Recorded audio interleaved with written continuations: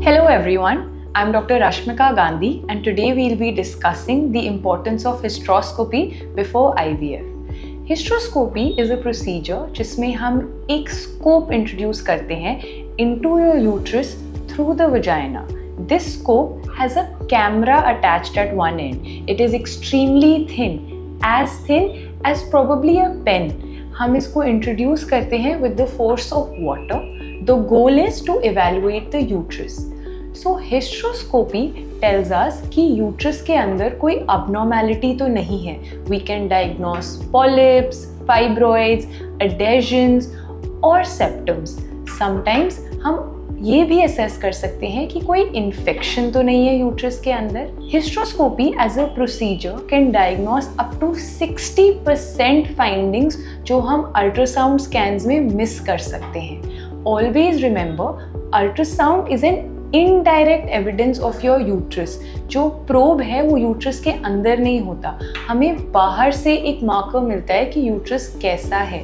So in certain cases we always prefer doing a hysteroscopy before doing the embryo transfer in IVF to get an overall picture of the uterus.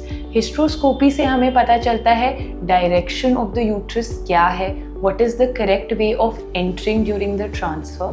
हम समझ लेते हैं कि uterus के अंदर ऐसी कोई पैथोलॉजी तो नहीं है जिससे हमारा सक्सेस कम हो सकता है, और अगर हमें ऐसी कोई फाइंडिंग मिलती है तो हम उसको करेक्ट कर सकते हैं ड्यूरिंग द प्रोसीजर इटसेल्फ. कभी कभी हम हिस्ट्रोस्कोपी के दौरान एंडोमेट्रियल स्क्रैचिंग भी करते हैं. This is the procedure where we just clean out the outer layer of the endometrium to allow a new layer which is more vascular and better to grow in the uterus. Endometrial scratching से aseptic inflammation होती है which also increases the chances of implantation of the embryo and thus the live birth also. ऐसा देखा गया है कि hysteroscopy करने से before embryo transfer 30 to 40% chance of success बढ़ सकता है. So friends, hysteroscopy can be a game changer in certain cases of IVF, और अगर आपके डॉक्टर ने एडवाइस किया है then you must go ahead with it. Thank you.